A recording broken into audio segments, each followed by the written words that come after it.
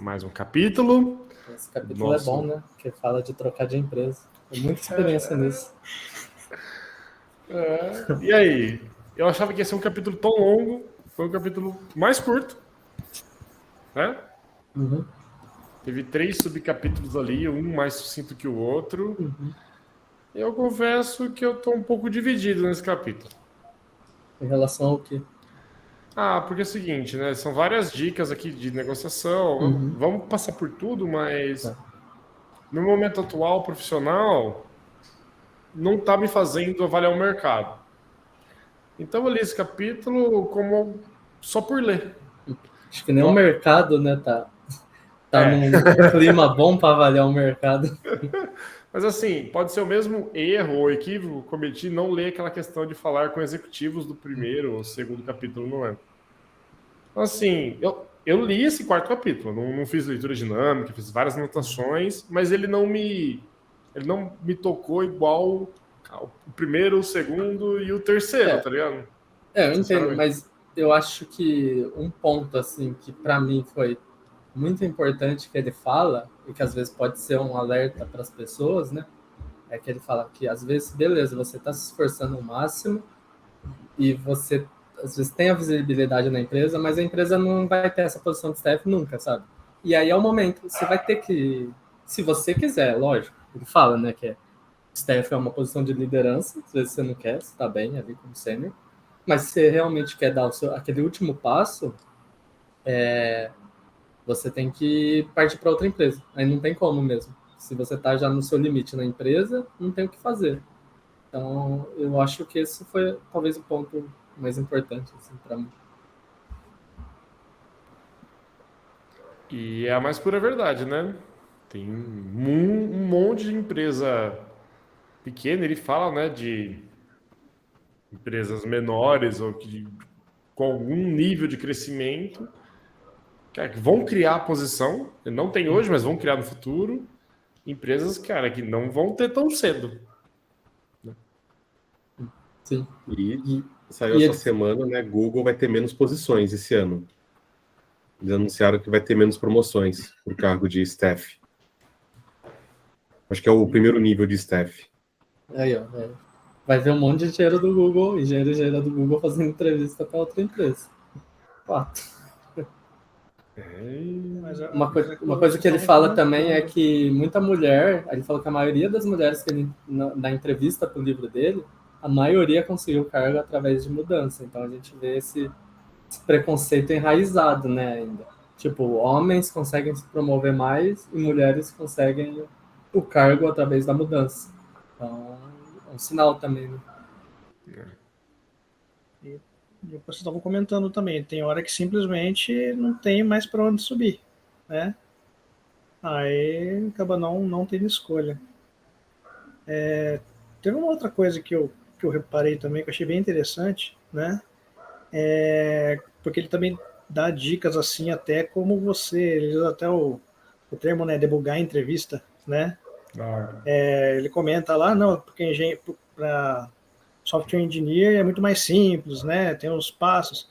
Na realidade, não é tão simples assim, né? Cada empresa tem o seu processo e boa sorte entendendo como vai ser. Mas para staff é pior ainda, né? Que realmente regras, não temos regras, né? Aí e teve uma coisa interessante que ele colocou ali, até anotei, né? Que é muito importante ver também, se possível, claro, quem vai te entrevistar, quem que vai te avaliar, né? Porque às vezes a pessoa está lá numa posição praticamente de staff e ela mal está codando. Sim. Aí você vai passar um code challenge para ela, né? Sendo que a maior contribuição dela está em outras partes, em, sei lá, quebrar requisitos complexos em tarefas menores, esse tipo de coisa, né? Ele fala para você definir sua linha, né?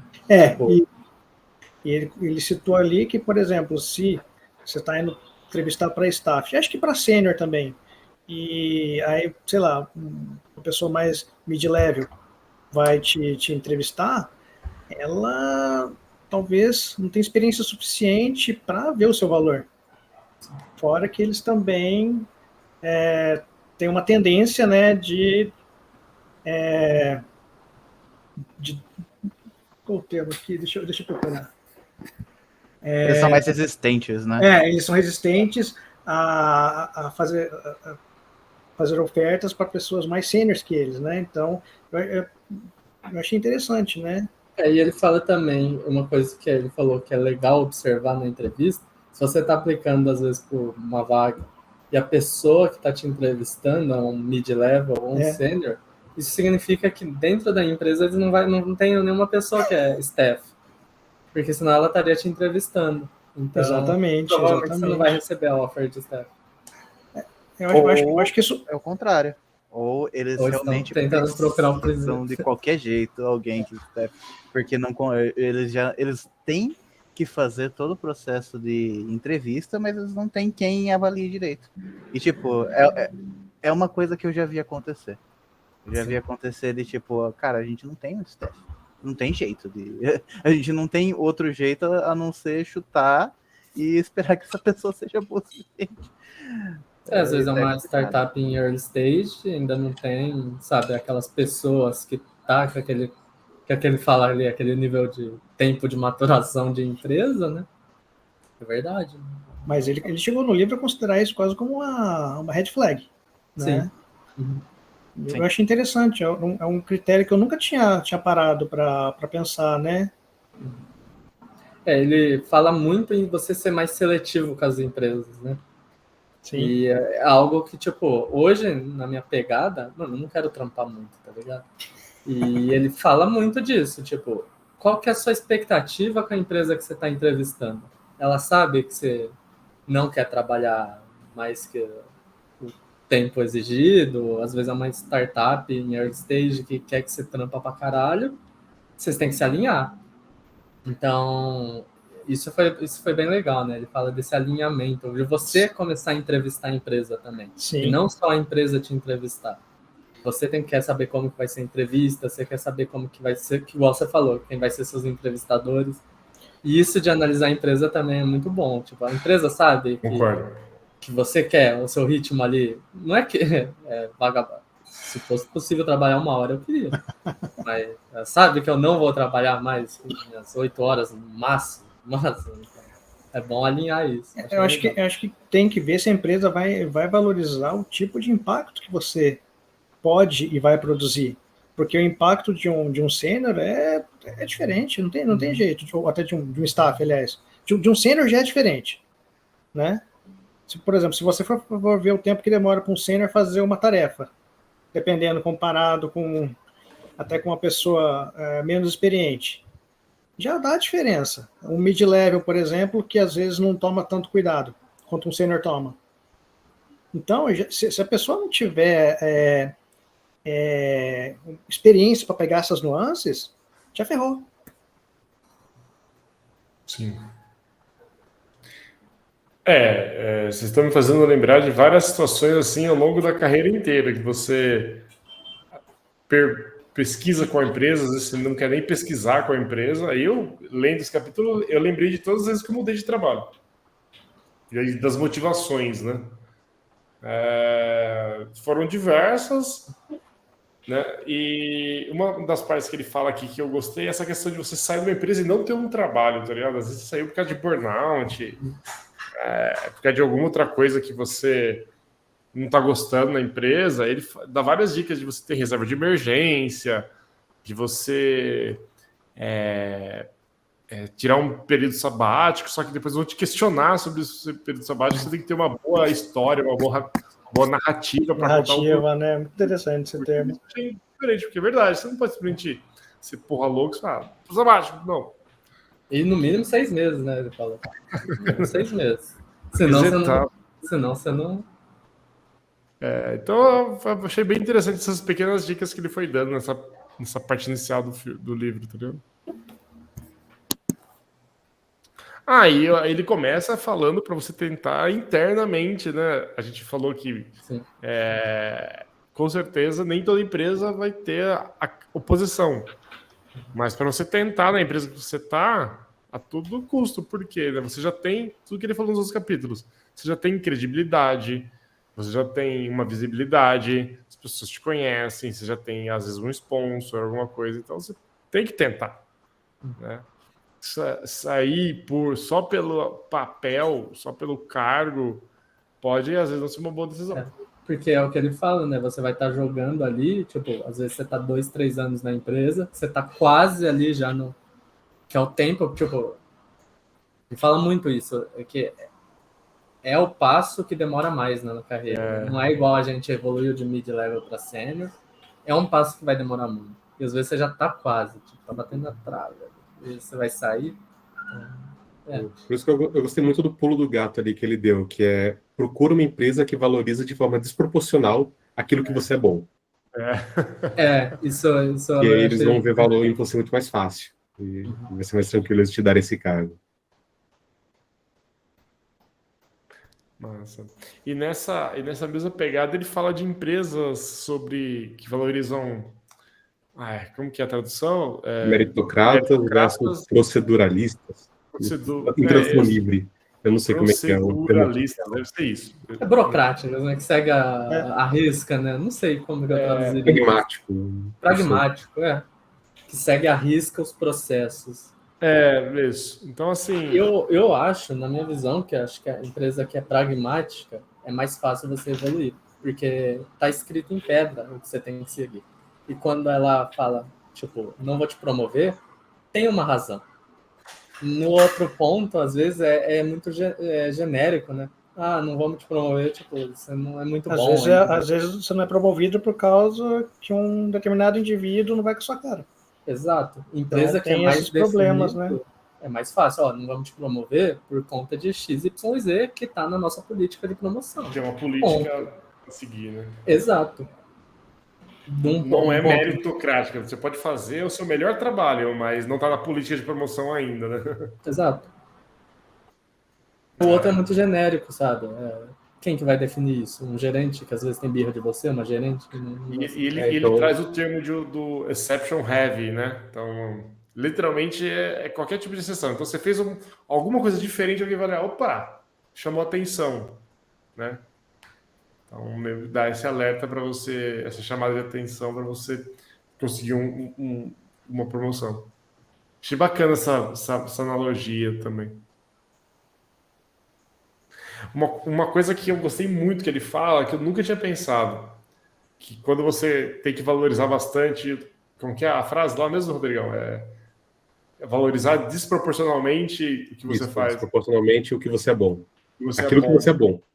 E ele fala bastante de empresas de crescimento rápido, né? Startups, etc. E eu nunca tinha parado para pensar sobre essa questão da durabilidade da empresa. Então, assim, será que essa empresa vai existir daqui 3 anos? Porque você entra você já é uma pessoa sênior, você já tem experiência de mercado, você não é nenhum aventureiro. Então, você tem que olhar uma empresa que te fez uma proposta, mas será que essa empresa daqui 5 anos vai existir? 3 anos vai existir? Precisa existir? Você vai conseguir você ficar rico antes disso? Então, mas você precisa fazer uma análise de mercado, né? Você já tem experiência de mercado para falar, eu acho que esse nicho aqui de delivery de comida está saturado, ou não sei, ou esse outro aqui, setor bancário, fintech. Você tem que começar a olhar para essas coisas também na sua carreira, né? Uhum. E uma das coisas que, tipo, mais influencia nisso, né, de você pensar em durabilidade, é se você estiver pensando em equity também. Porque no não adianta nada, equity de 0 a 0, né? Exato, então equity de 0 a 0. Se você entrar numa empresa e falar, não, tá aqui uma equity super grande, sei lá, 20%. Não, mentira, 5%, que é um negócio, tipo, extremamente gigante. Se a empresa não existir daqui a 1 ano, já era. Se ela estiver pensando em vender antes desse seu vesting, também ferrou para você. Então, tipo, tem todas essas coisas que você tem que pensar se você estiver entrando numa empresa para ficar e fazer nome, né? Para pegar exatamente essas coisas de equity. E se for por equity, você tem que ficar um tempo, né? Para fazer o vesting, essas coisas. Mas também essas análises bem complicado de fazer, né? Nem sempre você tem acesso a todos os dados ou mesmo experiência para fazer essa avaliação. Eu não sei se vocês conseguem bater o olho assim e falar, não, acho que essa é boa, acho que essa não. Por isso que o faz-me rir é o mais importante. Não, então, na Você tem razão, eu verdade, concordo. Mas eu acho que é uma mistura de assim, a gente conhece hoje as empresas, estou falando muito longe do microfone, eu acho. A gente conhece empresas que são famosas no mercado. Então, quanto maior a empresa, a quantidade de funcionário, e se a empresa está na bolsa ainda, não importa qual, você tem acesso aos números. Você sabe se ela tem fluxo de caixa, Sim, nesses casos, sim. beleza? Aí pega uma empresa que você nunca conhece, você não conhece. Você fala, você vai investir nessa empresa? Aí eu acho que aquelas dicas que ele dá de você ter reserva de emergência, tá disposto a trabalhar remoto, porque pode dar uma pepa e você ficar um tempo até ser realocado, né? Então, o faz-me rir pode ser grande, mas você também tem que estar preparado para se der um problema. Então, você planeja sua carreira para 2 anos. E em 6 meses, a empresa... A galera que foi trabalhar na Atlas lá, né? Que o cara deu o balão em todo mundo e fugiu, que era uma pirâmide. Tem amigo... Eu trabalhei com um cara que ele tá até hoje esperando receber o FGTS, tá ligado? Jesus. E não vai receber. Não vai receber. Então, assim, ele entrou na empresa... Lógico, ele não conhecia na época, ocasião, e eu acho que trabalhou 8 meses, não lembro a história, 6 meses. De repente ele começou a ver um ambiente esquisito e um belo dia o dono não veio na empresa. E no outro dia veio a polícia. Como você se prepara para uma situação dessa? Não se prepara, tá ligado? Sabendo onde o dono mora e... Não. Fazendo parecer um acidente, cara. Nesses casos, eu encaro mais como uma aposta, uma especulação. Então, eu estou entrando numa empresa pequena, não é conhecida, não vou projetar minha vida em cima disso, mas se der certo, é onde você vai ter maior retorno. Exatamente. Maior risco, maior retorno, né? Eu não vou com um risco totalmente alto. Já minha análise, isso, pessoal, eu Cadu. Eu vou geralmente, não vou com um salário baixo e muito equity, mas eu aceito um salário que é bom para mim. E às vezes eu reduzo o equity nisso como uma aposta, igual o Rodrigo falou. Mas, sei lá, eu como não consigo analisar nada, só penso nisso, não vou. Tipo, nossa, eu vou ficar muito rico aqui, eu vou com 30% de equity. Eu acho que sempre vai ter um risco. Sempre. Algum nível de risco sempre vai ter, não tem como. Né? Sempre, E vocês estão resumindo uma parte que ele fala muito importante do livro, que é, desse capítulo, negociar. A gente tem que saber negociar. Negociar sempre. Negociar tudo, negociar coisas financeiramente, negociar o que você vai fazer. Né? Porque a empresa vem com job description que está escrito há 20 anos e ninguém dá manutenção naquele job description, tá ligado? De fato é aquilo... Porque para alinhar a expectativa é muito bom, tá ligado? Você, de fato, o que tem que fazer aí? Você deve ser surpreendido também, né?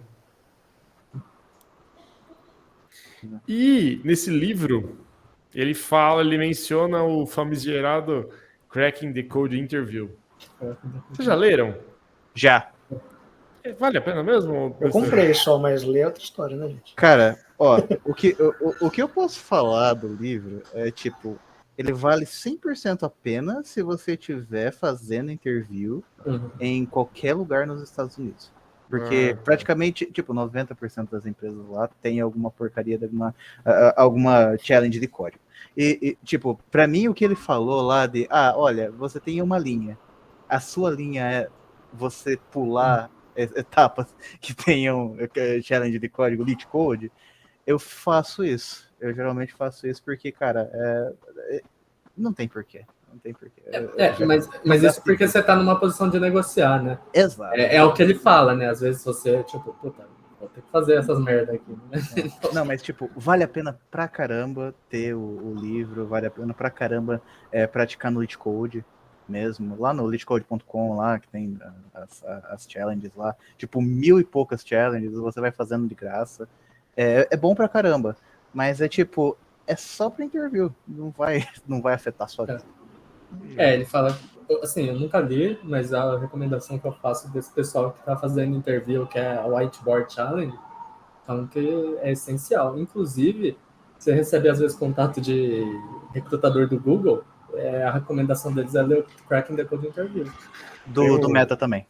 Do Meta, interessante. Tem um youtuber, programador, acho que chama Jumba, sei lá o nome do asiático. Aí ele brinca que ele debugou todo, né? Leu todo do Crack the Code Interview, tal. Se preparou muito para a entrevista. Quando chegou, a primeira pergunta do entrevistador foi o que ele fazia no tempo livre. Ele respondeu, hashmap. A resposta de tudo é hashmap.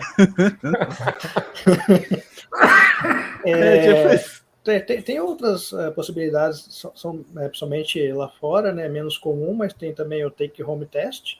Eu, particularmente, acho esse mais interessante porque ele tem capacidade de avaliar mais coisas, né? Por exemplo, a maioria desses testes do Codility, assim, é ver se eu estou, sei lá, manipulando arrays de forma eficiente, né? E, inclusive, muitos dados de input, por exemplo. No dia a dia, poxa, a primeira coisa que você faz tá, como é que eu mando isso aqui pro banco, né? Deixa ele resolver esse problema para mim, né? Eu mando o chat GPT resolver também. melhor ainda. Não, o chat GPT para fazer carry é uma beleza, né? Mas assim, então você consegue avaliar outras coisas. Eu já vi gente reclamando assim que, beleza, as empresas contratam às vezes muita gente muito boa em algoritmo, você vai ver o código resultante. Terrível, né? Terrível, porque você não... Por exemplo, você tem um projeto em que o código está ortogonal, as peças têm que se encaixar. Não é um simples algoritmo que você resolve o problema no método. Né? Então, claro, uma particularidade, eu avalio. Claro, sei lá, o Codility, no final das contas, é tipo fazer exercício, entendeu? Uma hora você vai ficar bom naquilo. De tanto repetir. Sim, é só isso, prático. Né? Mas é o que o Alberto falou. Eu, assim, particularmente, quando eu tô procurando trampo, eu faço essas merda, tá ligado? Não mas faço, porque eu tô caçando. Agora, quando eu não tô caçando, não, faço. E eu prefiro take home, pego esses projetinhos e fazer. Até pair programming, cara, sabe? Esses desafios que é mais de sabe? Que coisa simples, mas você tá pareando com a pessoa. Eu acho bem mais divertido do que esse hacker rank da vida. Mas você consegue avaliar mais coisas também. Eu acho isso também. Mas o Fernando falou uma coisa mais cedo que dessa linha de Code Challenge aí, eu já recusei processo seletivo. Empresas que até eram interessantes de você ver, porque antes de conversar com alguém, você tinha que fazer um Code Challenge. Mano, queria conversar com alguém antes primeiro, tá ligado? Exato. Aí eu falei, quer saber? Então. Você vai receber uma proposta bosta. Você passa 5 etapas e a proposta tá muito fora do que você espera, tá ligado? É tipo isso. Pensando aí, e tipo, já ligando de novo com o que o livro fala sobre debugar, né, em entrevista, você dá o feedback para eles e fala, olha, isso daqui não tem nada a ver com o que vocês estão pedindo, não tem nada a ver com a posição que você está falando. Então, tipo, você poderia fazer esse tipo de coisa ou esse tipo de coisa, sabe? Tipo, sugerir isso ativamente como um feedback construtivo para a empresa é importante. Porque aí, sabe, as outras pessoas que vão fazer esse código vão ter uma experiência muito melhor do que a sua. Né? Se, tipo, no caso da empresa, escutar o feedback, é claro. Mas é sempre bom a gente, como tá nessa posição, né, de negociação, a gente poder fazer esse tipo de feedback sem medo. Né? Sim, concordo. Eu gosto também como ele fala sobre você também saber o que a empresa você pesquisar sobre a empresa. Isso é muito comum, cara. Muitas vezes a pessoa manda currículo assim, tipo, não sabe o que a empresa faz, tá ligado? Tive o exemplo de um amigo meu, ele mandou. São 2 amigos, um deles estava trampando na empresa e sugeriu o outro. Ele mandou o currículo na entrevista, o recrutador falou: o que você acha da empresa? Tá? E ele falou: cara, eu não vi o que vocês fazem. Aí rodou na hora. Só conseguiu porque meu colega convenceu muito a RH, tipo, a trazer ele de novo. Mas acontece muito, cara. A pessoa rodar na entrevista porque não sabe o que a empresa faz, nem pesquisou, sabe? Eu acho que você não precisa ser fanboy de nenhuma empresa, mas você tem que conhecer o mínimo. Saber se a empresa, que setor, o que ela faz, como ela ganha dinheiro. Fazer liçãozinha de Quem eles casa, né? famosos. Cara, e perguntar isso na entrevista também. Tipo, te mostra que você tá interessado em saber sobre a empresa. Tá?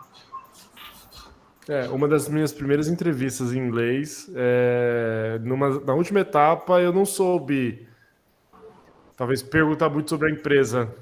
Uma empresa que era da Holanda, isso. Aí o cara acho que não se convenceu muito bem, aí na última etapa não deu certo, tá ligado? Tinha passado em todas as etapas de técnica, de challenge da vida. E na última lá com o diretor, não lembro o cara era, não rolou. Aí, mas eu lembro que o feedback foi que o cara não me viu muito empolgado em ir para a empresa. Tá ligado? Eu falei, pô, como assim, mano? Então, assim, ele não foi convincente. Porque ele perguntava por que você escolheu a empresa, como você nos achou. Eu ficava perguntando coisas assim, né? Eu não escolhi, eu mandei para 300 outras. O seu recrutador que me achou. Eu nem sei qual que é o que eu tô fazendo entrevista aqui. Cara. Exato, esse é o seu recrutador que falou comigo. Eu tô só aqui, mas assim, aí eu não fui convincente. Não fiz a lição de casa. O interessante é quando eles mandam para você, né, a proposta, né, falando, vem fazer processo seletivo aqui, essa pergunta depois, por que você quer fazer processo seletivo com a gente? Vocês me chamaram, poxa. Cara, tem um repositório, quando eu tô fazendo entrevista, eu abro, tipo, do lado da call, que é o reverse interview. Lá tem um monte de perguntas, sabe? Aí que eles falam, o que você pode perguntar sobre o negócio? Aí tem um monte de perguntas, cara, muito útil. Caraca, você tá hackeando a entrevista mesmo, hein? Reverse interview. Legal, Caraca, legal. Não precisou nem pedir o repositório, ele mandou. Faz um livro. Cracking the Code Interview with Reverse Interviews. Aí aqui tem um monte, ó. Tem até em português. Aí ele fala, o que você pode perguntar sobre o time? Sobre seus potentes de cor. Interessante, eu já tinha visto. Eu já tomei na tarraqueta já sobre isso daí. Então. Tá favoritada. Vou salvar também. E também já fiquei, quando eu estava do outro lado entrevistando, que a gente perguntava se a galera queria saber sobre o PagSeguro ou outra empresa, a galera, não, pego na internet. Porra, tá bom. Dá um desânimo, tá ligado? Você tá ali querendo explicar do seu produto. Já contei uma pessoa da entrevista por ela não parecer muito interessada. Aí, ó. Tipo, a pessoa tava toda largada, assim, na cadeira e tal, e respondia, sei lá, tal. Eu falei, mano, o cara não quer estar aqui, também não vou querer. Tem isso, cara, você tem que parecer Infelizmente, cara, o que me interessa é o dinheiro. Não tem que ser super interessado, mas também, né, senta direitinho, abre a tela, tá, arruma as coisas, mostra que você mínimo de esforço. Qual é o interesse, qual a diferença entre o interesse e o profissionalismo também, né? Porque, assim, exatamente, você pode não ter interesse, você pode ter, às vezes, não interesse em ser alguma coisa lover, né? Porque, mas você tem interesse financeiro na empresa, tem interesse em equity, não sei. Então você tem que ser profissional e estar ali e demonstrar algum tipo de interesse, né, cara? Tem que ser simpático, você tem que tratar as pessoas bem. Eu acho que tem essa linha tênue entre o profissionalismo, né? Você está sendo entrevistado e qualquer interesse real ou agenda oculta que você tenha por entrar numa empresa.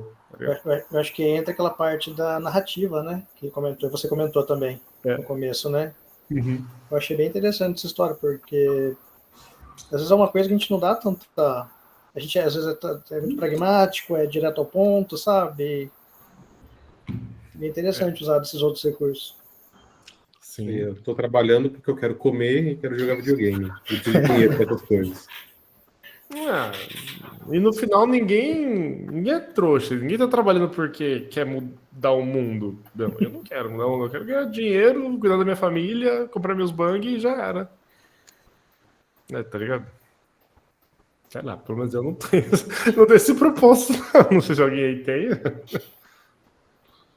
Mas é isso. Acho que o ponto é conseguir dar um match em alguma coisa que não te deixa irritado, assim, algo que você gosta de fazer, não que você queira trabalhar, ninguém quer trabalhar, mas dado que temos que trabalhar, você consegue encontrar algo que seja a menor barreira possível, né? Aí, eu acho que como entrevistador a gente procura essas pessoas, eu acho que como entrevistado também, muitas vezes a gente não faz isso, a gente só atira para todos os lados e pega o primeiro que fala sim, mas é importante também do lado, quando você está procurando empresa, de procurar qual que é a menor barreira para sua vida, pra você poder ganhar o seu dinheirinho e comprar suas coisas.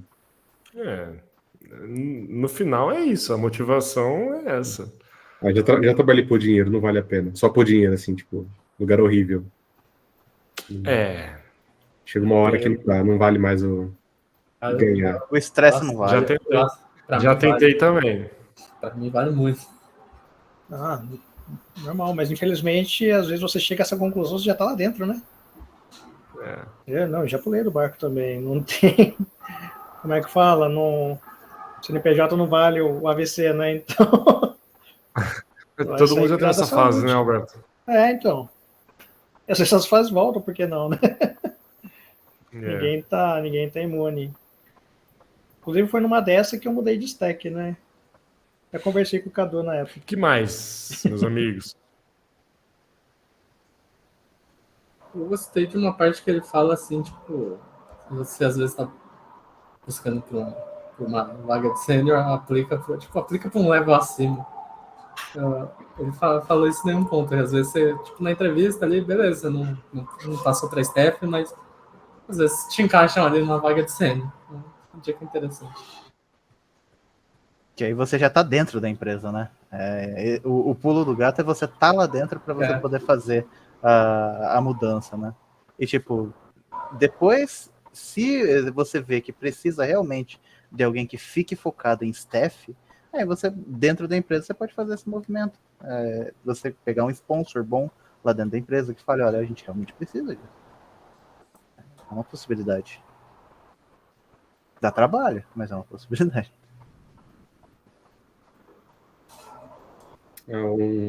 Vendo aqui também as coisas do livro. É um ponto que ele fala dos arquétipos também. Ele volta a trazer o ponto dos arquétipos nesse capítulo. Ele comenta que a maioria das empresas contrata no máximo 2 dos arquétipos. Mas o cargo de staff ele é um negócio meio... Também, né? Tipo, é o mesmo título, mas não é exatamente o mesmo cargo em qualquer empresa. Então você tem que entender que tipo de staff a empresa está procurando. E se você quer atuar como aquele tipo de staff. Que às vezes já tem um arquétipo, você é staff e quer estar aplicando para a vaga de staff em outra empresa. Aí você é de um determinado arquétipo e lá eles demandam mais um outro tipo, que você não vai se identificar. Exatamente. Perfeito. É bom ter essas coisas claras, assim, tangibilizadas para a gente entender e classificar, né, cara? Achei do caralho. Vai te pesquisar bastante, porque só ler pela job description nem sempre você vai conseguir. Às vezes você vai precisar de informação interna. Bem, procurar pessoas... em Glassdoor. Glassdoor, LinkedIn, exatamente. Pingar a pessoa no direto, fala aí da empresa. Sim. Também. Ele comenta em algum momento também sobre essa questão de você ter do patrocínio, né? Você tem indicação, né? Eu deixei entender que você... Eu, pelo menos, eu sempre... Acho que eu nunca entrei numa empresa sem indicação. Não lembro, pelo menos, assim. Todos os meus empregos da minha vida foi que alguém, tipo, me indicou para alguma coisa. Aí eu fui lá, fiz entrevista, claro, né? Passei. Mas sempre foi assim, eu nunca achei uma vaga, apliquei sem conhecer ninguém e fui.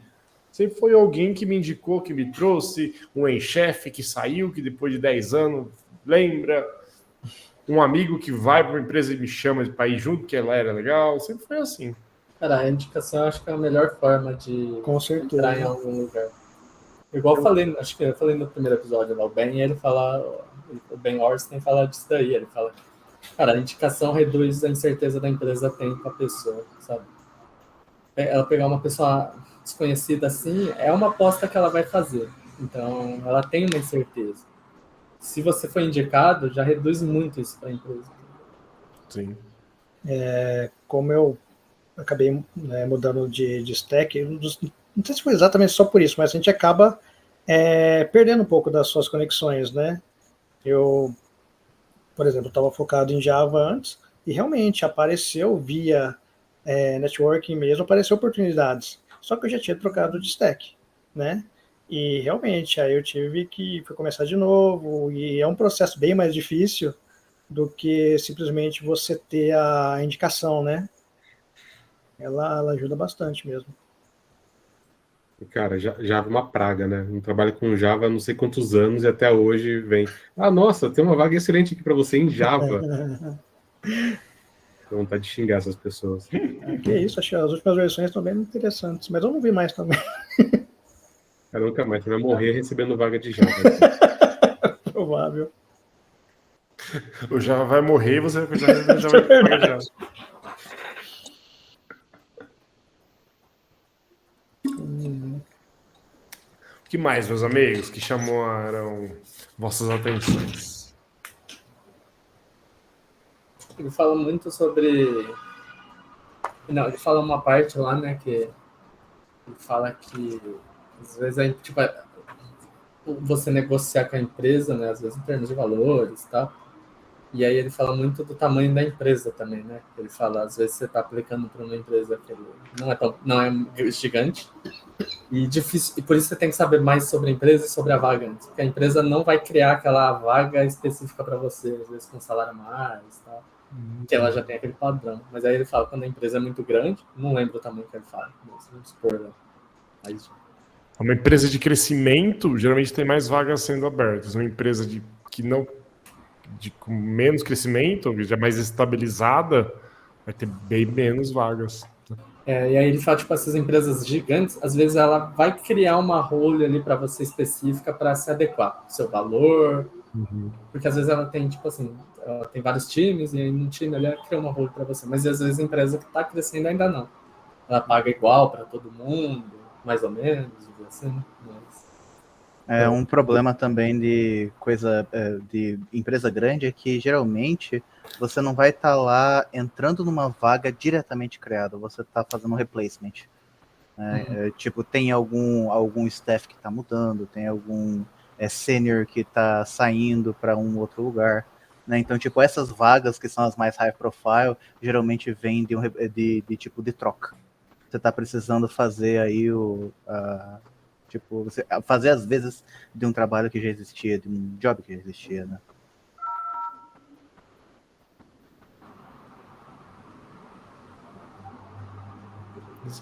Aqui ele fala, aqui na minha nota ele fala que, tipo, uma regra geral, se a empresa tem mais que 20 e menos que 500 funcionários, vai ser muito difícil ela criar uma vaga que se adequa a você, sabe?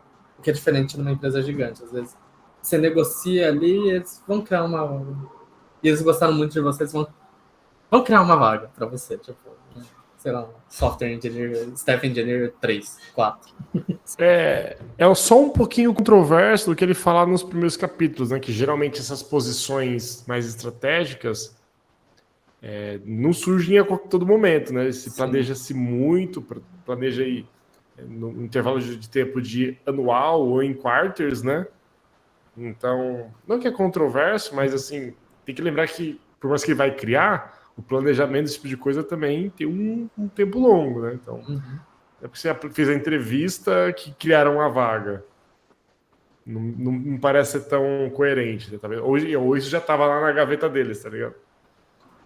Assim, mas eu falo, tipo, a vaga existe, mas vamos supor, você quer, sei lá, 3 mil, 4 mil a mais do que está fora do range deles.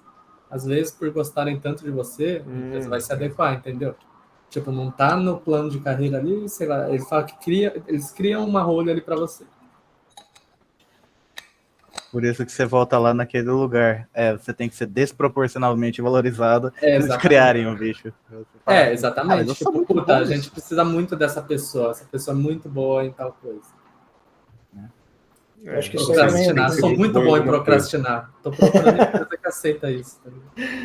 Tem aquela parte que eles comentam também, né? De você não ter só uma reputação interna na sua própria empresa. Aliás, eu não sei se isso é desse capítulo ou era do anterior.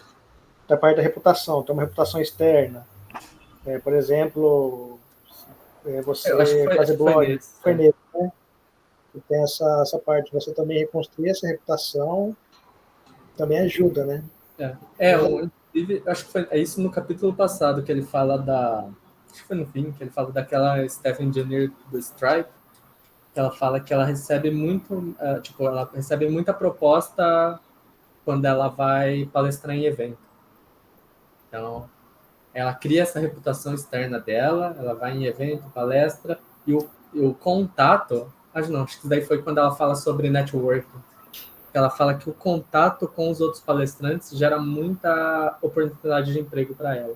Então, Isso é acho que interessante. quando você quer mudar de empresa, acho que essa visibilidade externa ajuda muito. Isso me lembra aí que meu blog já está abandonado não sei há quantos anos, né? Eu penso, acho que eu deveria voltar. Meu é um post por ano, e olhe lá.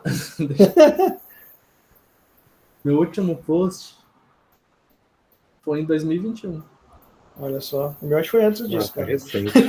O meu é muito mais do que isso. Preciso voltar de conteúdo, cara. Mas que conteúdo? Não sei. Produzir conteúdo é difícil, por isso que eu tô aqui gravando vídeo. Exatamente. Aí, eu posso usar isso daqui como conteúdo. Minha contribuição externa. Pô, já era, hein? Mano, é só colocar o embed, linkar ali e falar, olha, eu fiz essa parte. No currículo em PDF, tá ligado? Coloca no LinkedIn, porque no LinkedIn tem lá os lugarzinhos que você pode colocar lá o vídeo que eu fiz de tal palestra, etc. Eu coloquei, eu falei, só precisa pôr a legenda pros gringos agora, né? É verdade.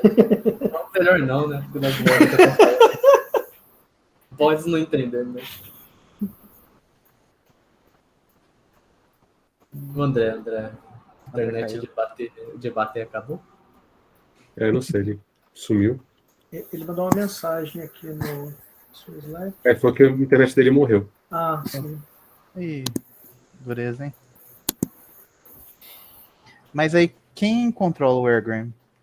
Então, era o André. Mas ele precisa fazer alguma coisa?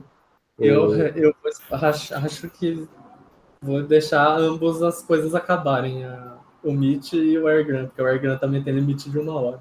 Espero que grave. Vamos ver se o bot é bom mesmo. Ele tem que considerar isso, né? Eu espero que quando o bot sair da sala, ele vai gerar o vídeo de qualquer forma. Eu espero isso também. O que mais vocês lembram do livro? Acho que não foi um capítulo muito grande. Acho que a gente falou praticamente tudo que eu tô vendo aqui. Porque meu objetivo é esse sabático de 6 meses ainda. A coisa que eu mais fiz highlight nesse livro. Sonho. Sonho. Um aninho ali, nossa senhora. Já pensou? Negócio de sabático, só ouço falar, nunca... Eu tô assim também, cara. Eu sempre ouvi a galera tirando o tal do sabático. Parece interessante. Não. Nunca nem vi. O problema é, para eu chegar no sabático, eu tenho que ter um burnout. Não sei se vale a pena. Eu não sei se vale a pena. Ou tira o sabático antes de ter o burnout. Fala, opa, tô aqui no quase, deixa eu me precaver. Quão antes? Não sei. Né? 1 ano antes? Vamos ver. Não sei. Ele fala esse negócio de, não, antes de ser empresa, então tirar um sabático. Mas, pô, você chegou nesse estado, sabe? Chegou nesse nível que você está considerando sair da empresa. Ou, às vezes, a empresa dá como benefício, né? Depois de 5 anos na empresa, você tem alguns meses de sabático. Então eu não tô sabendo desses benefícios, não. Eu não tô sabendo nem dessas empresas, cara.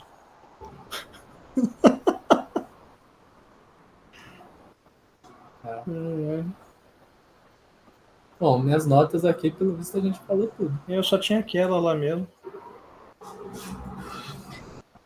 Então, alguém começou a parte das histórias? Ou já viu alguma daquelas histórias? Não. Eu literalmente acabei esse capítulo hoje. Eu também. Eu também. As histórias são interessantes, mas assim, vai ser mais do mesmo agora. Vai ser ilustrando o que ele já falou. Entendi. Se vocês quiserem, igual vocês tinham comentado, de já pular para a parte final e encerrar. E aí? Parte final? Parece bom no próximo capítulo. Tá. Voltou, Ibaté? Tá mudo. Agora eu voltei. Você ainda controla o AirGram ou bugou? Tá gravando aqui ainda. Tá gravando? Beleza. Então acabou. Cheguei para acabar. Sim, a gente discutiu tudo, cara. Legal. Então a gente se vê no resumo. Resumo, Dando então? resumo. Boa. Combinado. Maravilha. Valeu, galera. Boa noite. Valeu, Muito galera. obrigado. Até a próxima. Valeu. Boa noite. Valeu, gente. Tchau, tchau. Tchau.